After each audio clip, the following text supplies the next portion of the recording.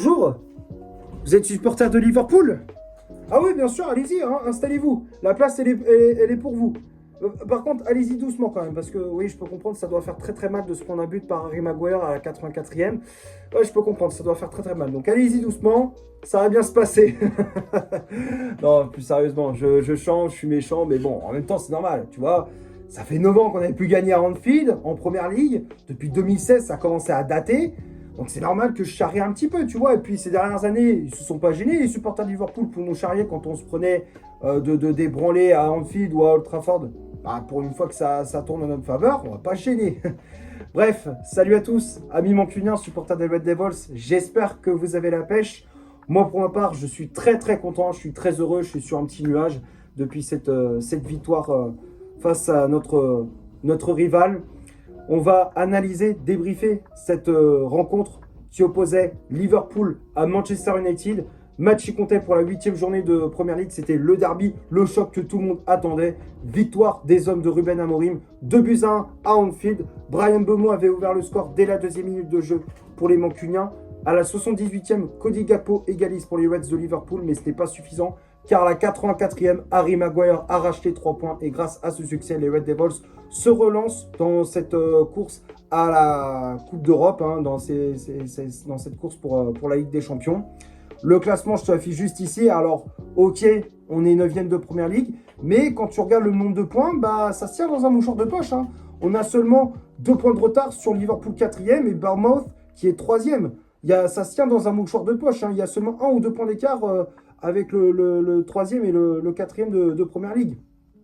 Donc, franchement, on n'est pas très très loin des places européennes. Donc, il faut continuer à récupérer un maximum de points pour justement qu'à la fin de la saison, on arrive à obtenir cette place pour la Ligue des Champions la saison prochaine. Bon, on va parler de ce qui s'est passé durant ce match face à cette équipe de Liverpool. Je t'avouerai qu'avant le coup d'envoi, j'étais pas vraiment serein. Surtout quand j'ai vu le 11 aligné par Amorim, je me suis dit pourquoi tu mets Maguire dans cette défense à 3 alors que la dernière fois qu'il était titulaire, c'était face à Brentford et c'était une catastrophe. Là, tu le mets dans un derby, tu te dis, bah là, on a l'impression qu'il veut se tirer une balle dans le pied. Et en plus, en attaque, tu ne mets pas Benjamin Sechko. Je me suis dit, bah là il se tire 2 balles dans le pied. Là, carrément, c'est pas une balle dans le pied, là, c'est carrément 2 balles dans le pied. Là, je me suis dit, bah Amorim, il veut se foutre en l'air. Mais finalement, bah, ses choix y ont payé. Maguire a fait un très bon match et Matheus Cunha également a fait un très bon match. Même si en faux numéro 9, ça n'a pas réellement fonctionné. Mais dès que Sechko est rentré et qu'il a basculé dans ce rôle de second attaquant, bah, c'était beaucoup mieux dans la conservation du ballon, dans le fait de remonter le terrain avec la balle, dans les dribbles. Il était vraiment efficace. Il était vraiment tranchant. Donc au final, les choix d'Amorim ont payé. L'entame de match a été clairement du côté de Manchester United. D'entrée, on ouvre le score dès la 2e minute grâce à Bryan Mbeumo. Sur une récupération de balle de Bruno Fernandes au milieu de terrain. Le Portugais qui décale à droite Amad Diallo. L'Ivoirien qui fixe Milos Kerkez avant de lancer dans la profondeur Bryan Mbeumo d'un extérieur du pied. La passe d'Amad, elle est juste magnifique, sublime. Et Mbeumo qui ajuste parfaitement Mamardashvili. Cette action, elle est magnifique. Et donc Mbeumo qui permet à Manchester United de mener 1-0. Il permet aux Red Devils de se mettre sur de bons rails.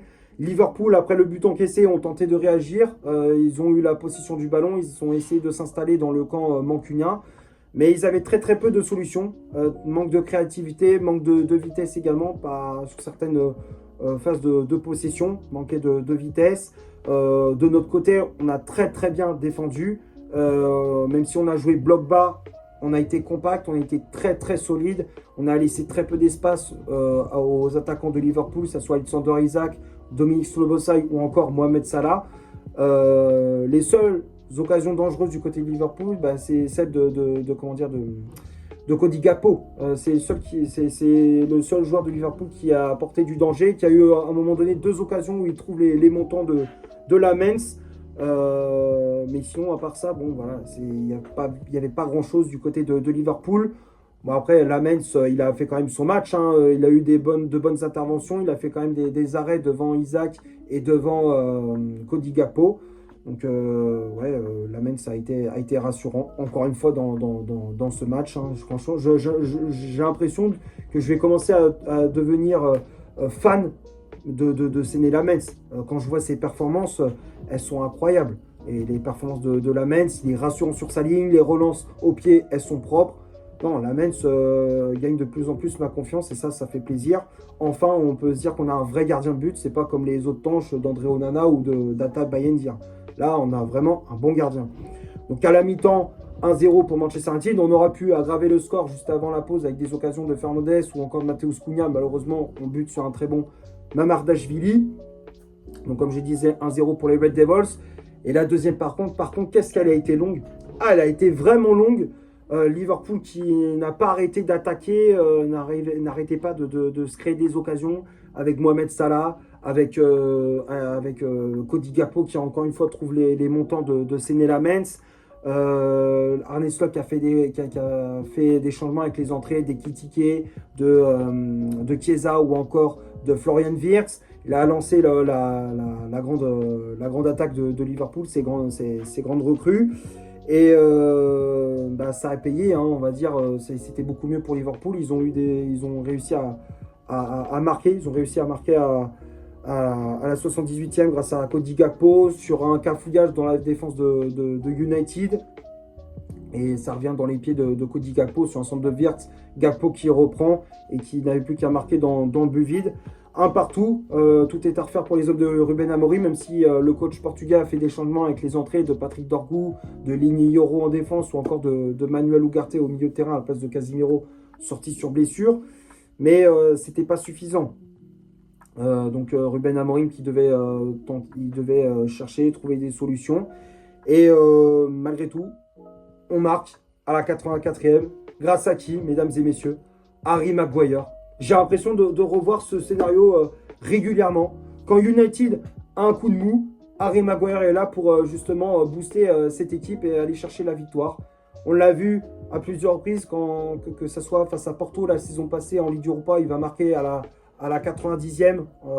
C'est lui qui permet à United d'égaliser à 3 partout. Ou le match complètement dingue face à l'Olympique Lyonnais en quart de finale retour de Ligue Europa où il marque à la 121e et il permet à United de se qualifier pour les demi-finales. Enfin, à chaque fois, on voyait Maguire décisif dans les moments compliqués. Et Maguire qui répond présent une nouvelle fois. À la 84e, comme je disais, sur un corner joué rapidement par Bruno Fernandes. Fernandes qui avait trouvé Brahim Mbeumo à l'entrée de la surface.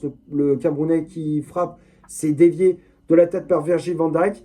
Et ça retombe dans les pieds de Bruno Fernandes qui remet ce ballon dans la boîte en une touche de balle. Et Maguire qui prend le dessus sur Ibrahima Konaté, tête croisée.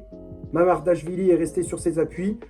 2-1, le but du numéro 5 des Red Devils qui nous libère. Alors là, j'étais complètement fou. Devant la télé, je me suis dit, waouh, c'est quoi ce match de dingue? Maguire on était complètement en dessous de ce qu'on était capable de faire en deuxième période. Et par miracle, on marque ce but à la 84e. C'est incroyable. C'est incroyable. Maguire qui donne l'avantage aux Red Devils. 2-1. Liverpool qui tente le tout pour arracher l'égalisation, mais ils n'y arrivent pas. Ils butent sur un très bon Séné Lamens. Et grâce à ces individualités, United qui repart dans le feed avec les 3 points. 9 ans après la dernière victoire en Première Ligue.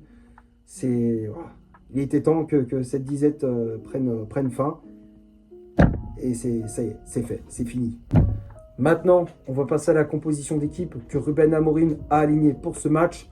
Le 11 de départ se affiche juste ici. Donc l'entraîneur portugais a aligné comme d'habitude son fameux 3-4-3 avec dans les cages le belge Séné Lamens. La défense à 3. À droite, c'était le néerlandais Matthijs de Ligt à la place de Lini Yoro, laissé sur le banc par le coach portugais.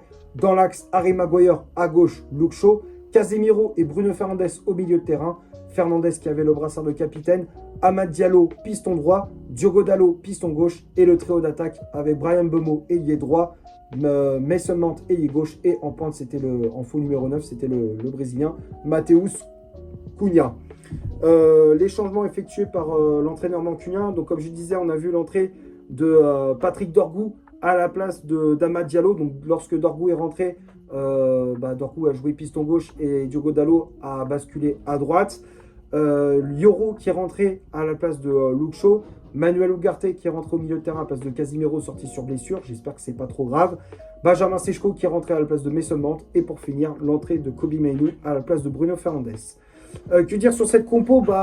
Des choix au final payants pour Ruben Amorim, même si on était très sceptique avant avant le coup d'envoi, quand on a vu, comme je disais, Maguire titulaire dans cette défense à 3 face à Salah, face à Isaac, face à Sloboza. On a dit il va morfler, il va mordre la poussière. Finalement, il a été très très solide, il a fait une grosse performance.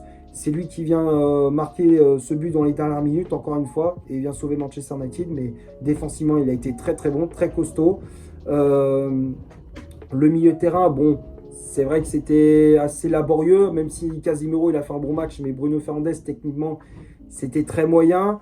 Dans les couloirs, bon, Amad Diallo, c'est surtout Amad Diallo qui a apporté un peu plus d'animation que Diogo Dalot. Mais Amad Diallo avec Mbeumo, on sent une bonne connexion entre les deux. Entre Mbeumo et Amad Diallo, on sent qu'il y a une bonne connexion, une bonne entente. Et ça s'est ressenti sur le premier but mancunien. Puis après, Amorim qui a fait des changements et ça a plutôt bien payé, même si Sechko il a fait une entrée en jeu assez moyenne. Mais sinon, globalement, les choix d'Amorim sont payants. On va passer maintenant du côté des statistiques de cette rencontre. On va commencer par Liverpool.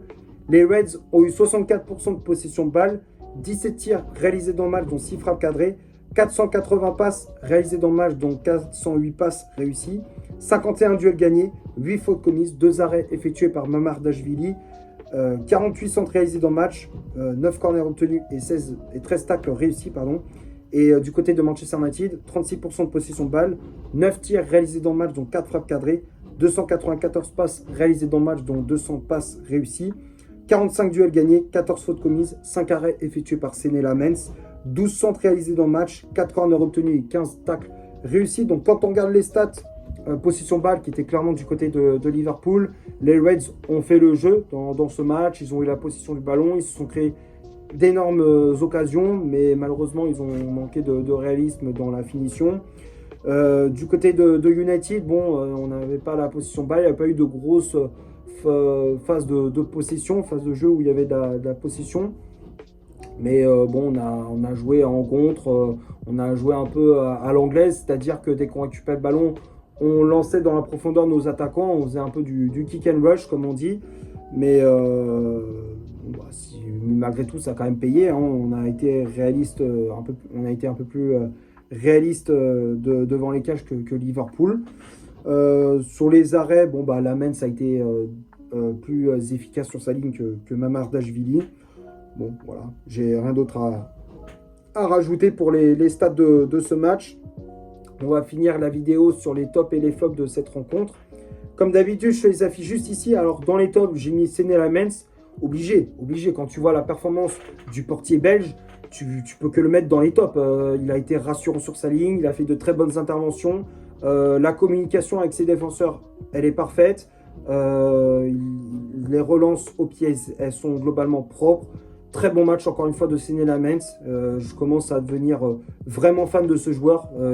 Pour moi, je trouve qu'il dégage une sérénité que les autres gardiens qu'on avait avant n'avaient pas. Tu vois, que ce soit Onana ou Altay Bayindir. Non, lui, Lamens, il a quelque chose en plus que ces deux autres gardiens. Lamens, c'est pour ça que je le mets dans les tops. Encore une fois, il a été très très bon, très rassurant sur sa ligne. La défense à 3, De Ligt, Maguire, Luke Shaw. De Ligt, je le mets dans les tops, mais voilà, il a été quand même en difficulté face à Cody Gakpo. Il a quand même pris un bon bouillon, mais dans l'ensemble, il a été correct. Il a gagné beaucoup de duels aériens, il a mis de l'agressivité. Les relances, elles étaient assez propres, même si c'est un peu comme Maguire. Les seuls bémols les seules choses que je peux reprocher à De Ligt et à Maguire, c'est le fait que les deux n'ont pas joué à ras-terre. Ils ont tout le temps fait des chandelles pour nos attaquants, alors qu'ils auraient pu poser le jeu, avoir un peu plus de sérénité, de calme, même si Liverpool mettait un gros pressing. Mais je trouve qu'on manquait de sérénité également dans les relances à ras-terre, que ce soit pour De Ligt ou pour Maguire, même si voilà, De Ligt a fait un bon match. Maguire également a fait un bon match aussi. Les deux, ils ont fait un bon match. Maguire qui a été décisif encore une fois, qui a été buteur, qui a gagné ses duels aériens, qui a mis de l'agressivité.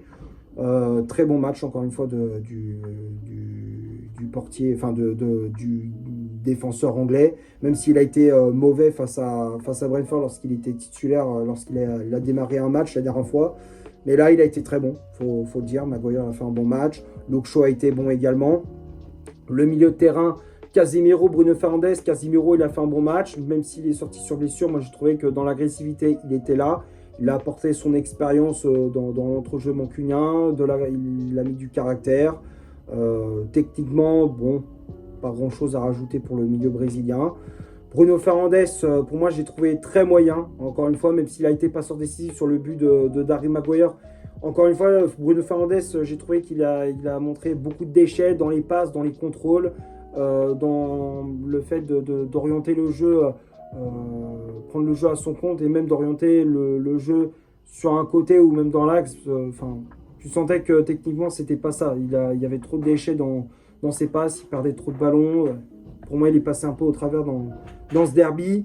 Les pistons Dalot et Amad, j'ai préféré la prestation d'Amad Diallo à celle de Diogo Dalot. Amad qui a fait une bonne performance, qui a mis de la vitesse, de la percussion sur les phases offensives, qui a été passeur décisif sur le but de Bryan Mbeumo. Il a fait beaucoup de replis défensifs, il a été très très bon. Pourtant, c'est pas un très bon latéral, tu vois. À l'origine, c'est pas un vrai piston, tu vois. Amad, c'est plus un ailier, tu vois. Il est meilleur en tant qu'ailier droit, tu vois, pas en tant que piston. Mais là, dans ce match, il a été bon, il a été performant, c'est à souligner. Donc, Amad Diallo, je le mets dans les tops.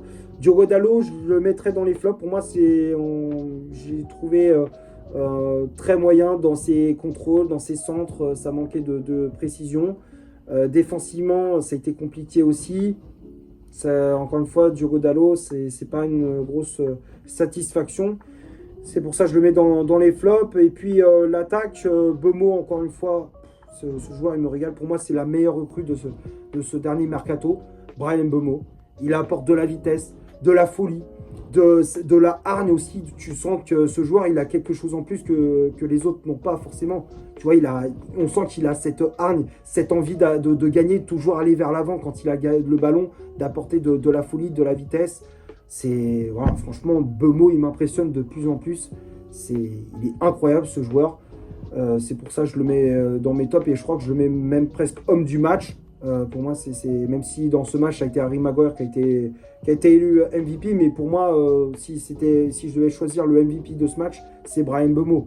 Mbeumo qui, pour moi, a été vraiment performant dans son couloir. Mason Mount, bon, il n'a pas fait un mauvais match, mais il a été un peu plus discret que Bryan Mbeumo. Mason Mount, bon, dans le pressing, dans le fait de harceler l'adversaire dans les pieds, bon, il a été bon aussi. Il s'est créé des occasions. Malheureusement, c'est pas suffisant. Mais il a fait quand même un bon match. Cunha a fait un très bon match également. Surtout lorsque Sechko est rentré et qu'il est descendu d'un cran, c'est là où il a été très très bon dans la conservation du ballon. C'est le seul qui a cette aisance technique. Enfin, tu vois que c'était le seul joueur qui avait cette aisance technique, cette qualité technique de ressortir le ballon propre avec ses dribbles qui étaient vraiment ravageurs pour la défense de Liverpool. Non, c'est vrai que Cunha, encore une fois, même s'il n'a pas marqué, il n'a pas fait de passe décisive. Encore une fois, il est efficace, il est important dans le jeu de Ruben Amorim. Et puis les remplaçants, Dorgu, Yoro, Ugarte, Sechko et Mainou. Le seul que je mets dans les flops, c'est Sechko qui, pour moi, n'a pas énormément pesé dans cette défense de Liverpool. Je pensais que dans ce rôle de pivot, il allait être performant. Finalement, ça n'a pas été le cas. Mais sinon, voilà, les autres, ils ont fait une très bonne entrée. Voilà, je pense avoir fait le tour dans ce match, dans ce Liverpool-Manchester United. J'espère que le débrief vous aura plu. Si c'est le cas, vous laissez un énorme like, tu t'abonnes, tu n'hésites pas à me dire dans les commentaires ce que tu as pensé du match et de mon débrief. Partage la vidéo sur tes réseaux sociaux. N'hésite pas à faire un tour sur mon compte Instagram. Je te l'affiche juste ici. Et d'ici là, portez-vous bien. On se retrouve pour un prochain débrief. Ciao et come on United.